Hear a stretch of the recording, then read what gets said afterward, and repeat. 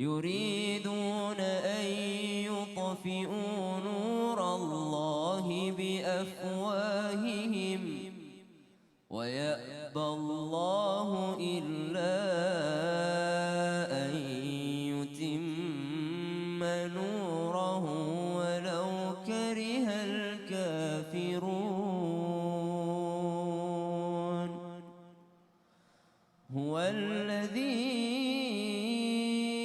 أرسل رسوله بالهدى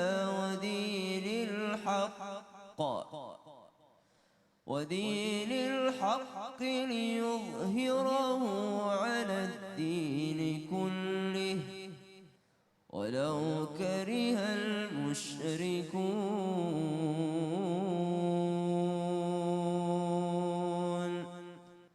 صدق الله العظيم. Al-Quran surah At-Taubah ayat 32 sampai dengan ayat 33. Yuriduna ayyutfi'u nurallahi biafwahihim wa ya'ballahu illa ayyutimma nurahu walau karihal kafirun. Allah Subhanahu wa taala menjelaskan tentang ahlul kitab ataupun menjelaskan tentang orang-orang kafir yang memusuhi Islam. Yuriduna ayyutfi'u nurallahi biafwahihim. Mereka hendak memadamkan cahaya Allah Subhanahu wa taala. Artinya mereka hendak menghalang-halangi yang namanya dakwah. Mereka hendak menghalang-halangi yang namanya ajaran Rasulullah sallallahu alaihi wasallam. Kemudian di antara kita, kemudian Allah jaga kita. Namun bukan hanya Allah yang akan menjaga kita, yang hendak menjaga kita. Kita pun harus terlibat dalam menjaga agama ini. Makanya hari ini kita membahas tentang menjaga 5 hal. Yaitu sudah tadi dijelaskan oleh guru-guru kita. Menjaga agama, menjaga akal, menjaga iman ya. Kemudian Allah Subhanahu wa taala memerintahkan kita semua agar menjaga apa? Supaya kita menjaga yang namanya cahayanya Allah. Huwallazi arsala rasulahu bil huda wa dinil haqqi liyudhhirahu 'ala ad-dini kulli walau karihal musyrikun. Bukan hanya menjaga kemurnian akidah kita, tapi juga menjaga sunnah-sunnah Rasulullah sallallahu alaihi wasallam. Bagaimana kita menjelaskan diri kita, identitas kita sebagai kaum muslimin jikalau kita tidak ada bedanya dengan kaum non muslimin. Bagaimana kita ingin menunjukkan identitas kita kalau kita tidak mengikuti sunnah daripada sunnah Rasulullah sallallahu alaihi wasallam?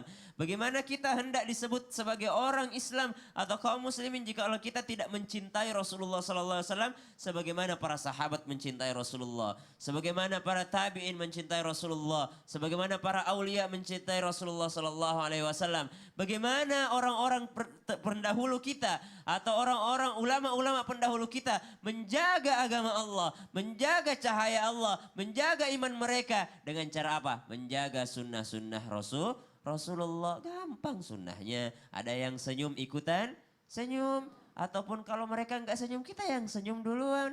Afsyus salam, gampang sunnahnya. Apa? Sebarkan salam, berikan salam kepada siapa saja. Gampang sunnah Rasulullah SAW. Masuk masjid jangan langsung duduk, hormati masjid apa? Tahiyatul masjid. Kemudian apalagi sunnah-sunnah? Banyak sekali sunnah-sunnah daripada Rasulullah. Dimulai daripada diri sendiri, dimulai daripada keluarga. Kata Rasulullah SAW, aku adalah orang yang terbaik terhadap keluargaku dan sebaik-baik manusia adalah orang yang paling baik terhadap keluarganya. Mulai dari diri sendiri, kemudian dimulai daripada lingkungan rumah, keluarga, kemudian lingkungan tetangga, kemudian orang lain. Menunjukkan bahwasanya kita menjaga yang namanya agama Allah, kemurnian agama Islam, yaitu menebarkan salam, yaitu menjaga sunnah-sunnah Rasulullah sallallahu alaihi wasallam. Sadaqallahul adzim. Masya Allah, jazakallah khair Ustaz. Insyaallah. Jamaah. Mau lanjut lagi tausiahnya? Kurang semangat kalau mau mah. Mau lanjut lagi nggak tausiahnya? Mau, kalau gitu kita tanya jawab lagi dulu ya. Sekarang yang mau nanya boleh angkat tangannya. Ibu, ya ibu paling semangat. Ibu boleh bu silakan. Silakan bu, karena ibu sudah semangat banget. Ibu, saya kasih kesempatan untuk titip salam. Ayo. Assalamualaikum warahmatullahi wabarakatuh. Waalaikumsalam warahmatullahi wabarakatuh. Bu, nunjuk tangannya semangat, giliran salamnya lemes bu. Yang semangat dong. Ya. Assalamualaikum warahmatullahi wabarakatuh. Waalaikumsalam warahmatullahi wabarakatuh. Silakan bu. Saya mau titip salam buat ibu saya yang di Bandung. Saya minta maaf kalau ada salah. Saya salam juga buat anak saya yang ada di Papua, Mas Algaresa Gibran Akbar. Ini mama nak. Dan salam juga untuk kakak saya, saudara saya yang ada di Surabaya, dan teman-teman saya ada di Sidoarjo. Assalamualaikum. Waalaikumsalam, Masya Allah. Saya yakin sekali pasti nanti ibunya dan anaknya juga nonton Islam itu Iya. indah dan salamnya bisa tersampaikan. Iya, amin. Bu ada pertanyaannya Bu apa Bu? Iya. Assalamualaikum. Habib, saya mau nanya, hal apa yang harus dijaga, hal darurat apa yang harus dijaga untuk kita sebagai kaum muslimin dan muslimah. Katanya mau tahu yang keempat gitu. Ya Terima Allah. kasih. Bu. Wassalamualaikum warahmatullahi wabarakatuh. Waalaikumsalam warahmatullahi wabarakatuh. Saya pikir pertanyaannya apa? Tinggal nyambungin 1, 2, 3, 4. Ya kan pengen tahu juga yang keempat. Kan Kayak yang gampang banget. pertama- Saya yakin tadi yang kelima mau nanya yang kelima nih pas ini. Iya. Tapi gak apa-apa Bu. Langsung Iya. jawab sama guru kita yang tercinta Habib Muhammad Syahab. Silakan Habib. Alhamdulillah, kenikmatan yang Allah Subhanahu wa taala ini kajian kita hari ini Masya Allah. Mudah-mudahan bisa kita bawa pulang dalam rumah tangga kita masing-masing dan juga yang mendengarkan insya Allah bermanfaat buat di rumah tangganya. Amin, amin ya Rabbal. Al-maqasid daruriyat ar-rabi'. Artinya yang keempat, 3 sudah dibahas sama guru-guru kita, Masya Allah. Yang keempat yaitu hifdzun nasli, yaitu menjaga keturunan. Nah, menjaga keturunan ini sangat-sangat diperhatikan oleh baginda Nabi besar Muhammad Sallallahu alaihi wasallam wa barik alaihi wa ala alihi. Jangan sampai kita melakukan hal-hal yang tidak diridhoi oleh Allah, bahkan dilaknat oleh Allah Subhanahu wa taala seperti satu perzinahan. Bahkan Allah Subhanahu wa taala Allah mengatakan wala taqrabuz zina innahu kana fahishatan wa sa'a sabila. Allah Subhanahu wa taala mengatakan wala taqrabuz zina. Allah mengatakan jangan mendekati zina. Allah tidak katakan jangan kau berzina. Mendekati saja perzinahan tidak diperbolehkan, apalagi sampai waga fi zina, apalagi sampai terjadi dalam suatu perzinahan. Teringat suatu hadis baginda Nabi besar Muhammad Sallallahu alaihi wasallam yang Nabi katakan bahayanya orang yang melakukan perzinahan apalagi sampai melahirkan, tidak menjaga keturunannya. Nabi mengatakan zanyatun wahidatun tuhbitu amala sab'ina sanatan. Kata Nabi sallallahu alaihi wasallam, orang yang melakukan satu perzinahan, Allah akan hapuskan amal kebaikannya selama 70 tahun. Selama dia belum pernah bertaubat, umur kita belum tentu sampai 70. Tapi kita belum taubat, kita berbuat baik, dihapuskan Allah. Kita berbuat baik, dihapuskan Allah. Tapi amal buruk kita ngalir. Jadi ketika kita meninggal dunia, yang kita bawa cuma amal buruk kita ke hadapan Allah Subhanahu wa taala. Jadi penting sekali yang keempat ini, hifdzun nasli. Maka ibu-ibu kalau punya anak perhatikan. Maka Nabi ditanya sahabat-sahabat. Maka Nabi katakan miskinun, miskinun, miskinun. Pakai tangan ya Bib. Iya, miskinun, miskinun, miskinun, wa in kana ghani. Kata Nabi, kesian miskin, miskin, miskin. Orang kalau belum menikah tuh miskin kata Rasul. Ya. Pantas nunjuk Bib. Wa in kana ghani, sekalipun dia orang kaya, tapi kata Nabi miskin. Perempuan juga kata Nabi miskinah, miskinah, miskinah, wa in kanat ghaniyah. Perempuan juga kalau belum mau nikah. Ya. Miskina, miskina, miskina wa in kanat ghaniyah. Sekalipun dia orang yang kaya. Sebab kenapa? Takut terjadi sesuatu yang tidak. Ada Nabi pernah berkata kepada Ukash.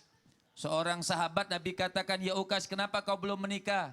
Belum beranilah boleh dikatakan. Apakah kau musir? Apakah kau seorang yang mampu? Ya aku mampu. Apa kata Rasul? Fa anta min ikhwanis syayatin. Kalau begitu kau termasuk saudaranya setan.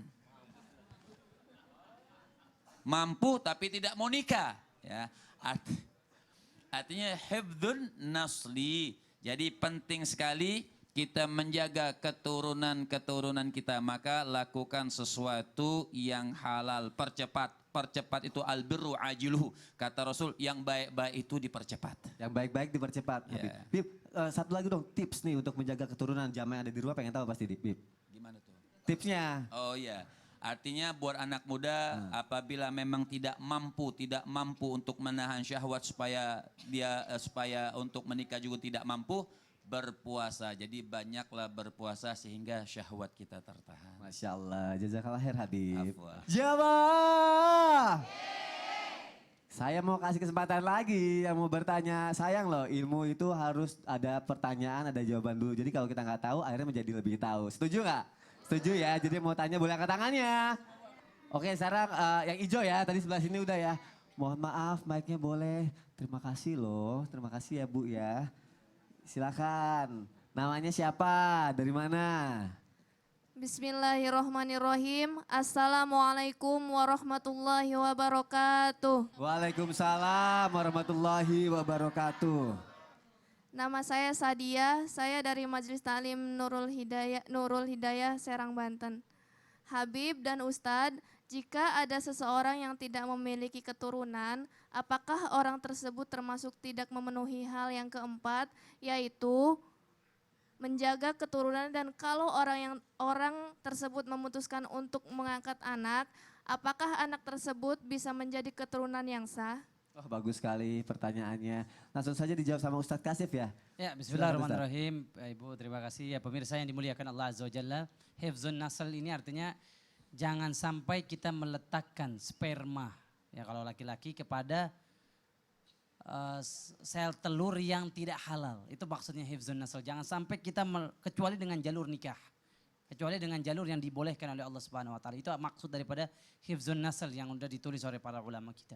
Wala taqrabuz zina, tadi Habib sudah membacakan ayat Quran surat Al-Isra, jangan sampai kita deketin zina. Itu maksudnya itu. Bukan maksudnya kalau kita sudah divonis sama dokter nggak punya keturunan, kemudian meninggal dalam keadaan nggak punya keturunan. Nah, ya berarti kita gugur kewajiban dari kita memiliki keturunan. Dan alhamdulillah sekarang teknologi kedokteran sudah banyak ya Bu. Kalau kita pengen punya anak ada namanya program bayi tabung. Itu harganya mahal Bu. Inul Daratista. Tista. Inul darah muda. Daratista kemarin dia program bayi tabung 1 miliar.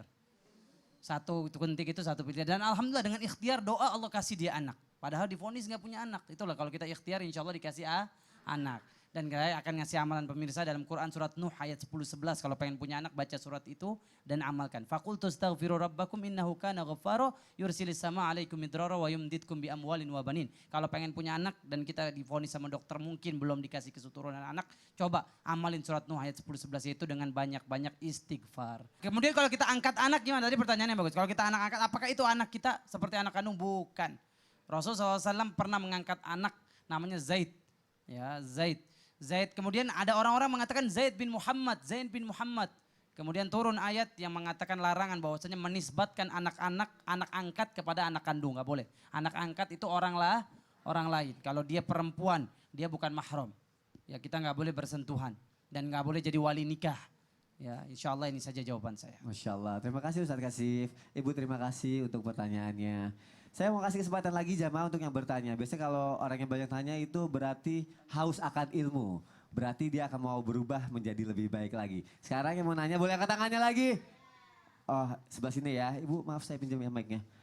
Siapa yang mau nanya? Ibu. Silakan Bu. Silakan Ibu, dari mana? Assalamualaikum warahmatullahi wabarakatuh. Waalaikumsalam warahmatullahi wabarakatuh. Begini Pak Ustadz, saya mau nanya ya. Saya punya anak yang di Bogor, kok dia nggak pernah pulang-pulang sama saya gitu. 5 tahun dia nggak ngakuin orang tuanya. Dia ada di mak angkatnya gitu, dia nggak ngaku-ngakuin 5 tahun dia. Saya kan punya anak yang kedua, terus punya mpok ipar nggak punya anak. Dia mungut anak saya, kata Mpok ipar saya jangan ngakuin tuh emak kandungnya katanya. Kamu nggak punya orang tua. Begitu Pak Ustadz saya. Udah Jadinya dia udah punya anak 2 nggak ngakuin sebagai ibu kandungnya. dia nggak pernah ngabarin sedikit. Nggak pernah. Cuma waktu itu saya nyari situ nggak ketemu-temu Pak Ustadz dianya. Ibu juga nggak ada nomor yang bisa di. Kan ada mpok iparnya itu. Kan Mpok iparnya kan nggak mau ngakuin dia. Sama saya nggak boleh nemuin, nggak boleh apa gitu Pak Ustadz saya. Jadi benar-benar sama sekali tidak Iya. pernah berhubungan ya Bu ya. Iya. Sekarang Ibu ada yang mau disampaikan nggak Bu? Mau Ibu lagi ada di Islam itu indah. Siapa tahu bisa sampai dan mungkin anak tersebut bisa sedang nonton Islam itu indah Bu. Halo, saya mau sampaikan dengan anak saya yang namanya Ocha yang di Bogor. Supaya dia ingat sama orang tuanya. Saya masuk TV. Pulanglah biar nemuin orang tuanya. Karena saya udah 5 tahun gak ketemu anak saya yang di Bogor. Assalamualaikum warahmatullahi wabarakatuh. Waalaikumsalam warahmatullahi wabarakatuh. Semoga anak tersebut bisa Dapat saat ini hidayah, sedang mudah-mudahan dia dapat hidayah nonton Islam itu indah, indah, mudah-mudahan dapat dapat hidayah. hidayah. Dan langsung Insya segera Allah. pulang. Insya Allah. Ibu sebentar lagi langsung ke rumah ya Bu. Siapa tahu udah ada di ruang tamu. Amin. Ibu ada lagi yang mau ditanyain Bu? Assalamualaikum warahmatullahi wabarakatuh. Waalaikumsalam warahmatullahi wabarakatuh. Jamaah. Sekarang saya mau nanya sama Ustazah Syifa. Ustazah mohon izin Ustazah. Ustazah ini hal kelima ini apa aja nih? Hal kelima yang penting banget bagi kita umat muslim yang harus kita jaga. Mohon penjelasannya Ustazah. Ibu, Bu, ini yang terakhir nih. Hal yang kelima yang harus kita jaga itu adalah hifzul mal, menjaga harta. Dalam surah Al-Kahfi, al-malu wal banunu zinatal hayatid dunya. Harta dan anak-anak yang Allah berikan kepada kita itu semua adalah perhiasan dunia. Yang apabila kalau kita gunakan untuk kebaikan maka itu bisa menjadi pengantar kita ke surga. Tapi kalau kita gunakan dalam keburukan maka menunjukkan kepada kita tempat kita adalah neraka. Na'udzubillahi min zalik. Imam Al-Ghazali mengatakan orang yang bersyukur itu adalah orang yang mampu menggunakan nikmat yang Allah berikan. Salah satu nikmat yang Allah karuniakan diantaranya harta. Harta digunakan untuk beribadah kepada Allah Subhanahu wa ta'ala. Ibu punya baju bagus dipakai buat ngaji. Punya mukena wangi bagus dipakai buat sholat. Ini mohon maaf kadang-kadang sholat bukan yang terbaik kita persembahkan kepada Allah. Mukenanya sudah cetian, bau. Ada bintik-bintik hitamnya, ada yang begitu? Mana orangnya? Jadi tidak mempersembahkan yang terbaik dalam beribadah kepada Allah. Padahal Allah berikan rizki kepada kita, maka kita gunakan rizki tersebut untuk beribadah kepadanya. Suami memberi kita nafkah berapapun itu kita katakan alhamdulillah. Suami ngasih uang belanja 1 hari 20 juta. Amin. Belum pernah ya? Saya juga belum pernah sama. Dikasih sama suami 1 hari cuma 50.000 juga. Alhamdulillah. Kata suaminya bilang, Bu kalau bisa 50.000 buat 1 bulan dicukup-cukupin. Berapapun rizki yang diberikan kita, memang itu dari Allah, tapi melalui wasilahnya dari suami. Kita pergunakan, kita jaga harta itu. Karena wanita yang salihah, istri yang taat itu dalam surah An-Nisa, fasalihatu qanitatun hafizatu lil ghaibi bima hafizallah. Wanita yang salihah, qanitat yang taat sama suami, apa yang dikatakan suami dia nurut selama itu kebaikan. Hafizatun, dia menjaga. Ada anak di rumah dia jaga sebaik mungkin. Suami membelikan apapun untuknya, rumah, kendaraan, pakaian dia jaga. Jangan suami pergi rumah kita bakar. Kan aneh-aneh aja kan. Anak kita gebukin, na'udzubillahi min zalik. Apapun yang suami berikan kepada kita, harta yang dititipkan kepada kita, kita jaga. Itu amanah. Pernah ada suatu kisah dalam kitab Dardir, subhanallah boleh kita contoh Bu buat para ibu-ibu dan khususnya saya sendiri. Ada seorang wanita ini Dardir bercerita tentang Isra wal Mi'raj, lebih cerita ke sana ya. Ada seorang wanita yang sangat solihah, tapi dia punya suami munafik, fasik, tidak taat kepada Allah. Setiap dia ingin melakukan suatu hal apapun, dia mengatakan Bismillahirrahmanirrahim. Mau makan Bismillah, ketemu suami Bismillah, keluar rumah Bismillah. Jadi semua serba Bismillah. Suaminya gedek bu, sok alim katanya, sok pinter agama. Suatu ketika suaminya menitipkan uang kepadanya, dia bilang kamu simpan ya, suatu hari akan saya ambil. Diterima sama istrinya, dia bilang Bismillahirrahmanirrahim, disimpan dalam laci. Kata suaminya bilang, oh kamu ya so alim, lihat saja aku akan ngerjain kamu. Diambil duit dari lacinya yang istri simpan itu, dibuang ke dalam sumur yang sangat dalam. Keesokan harinya suaminya datang kepada istrinya. Tuk, tuk, tuk, tuk. Mah, mama, bahasa kitanya kan gitu ya bu ya. Mah, uang yang kemarin papa kasih kemana mah, disimpan gak? Kata istrinya, tenang saja pah, masih ada, aman, terkendali. Kata suaminya dalam hati, syukurin lo ya, udah gua buang ke dalam sumur. Ketika mau membuka lacinya, istrinya bergegas mengatakan Bismillahirrahmanirrahim.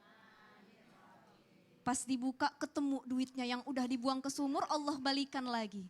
Jadi mari kita jaga harta yang Allah berikan kepada kita, jangan kita sia-siakan harta tersebut, apalagi digunakan harta tersebut untuk yang tidak baik. Dan jangan sampai harta yang kita miliki itu didapat dari cara yang tidak halal. Na'udzubillahi min dzalik. Masya Allah, jazakillah khair Ustazah. Sama-sama Mas. Jamaah! Setelah ini masih akan ada kisah inspiratif dari Ustadz Syam. Dan pastinya ada doa-doa mustajab yang akan kita baca bareng. Dan penting banget agar kita diberi kemampuan untuk menjaga 5 kebutuhan. Yaitu agama, jiwa, keturunan, akal, dan juga harta. Jadi jamaah yang dimuliakan Allah, jangan kemana-mana, tetap di Islam itu indah. Jamaah, oh jamaah, alhamdulillah.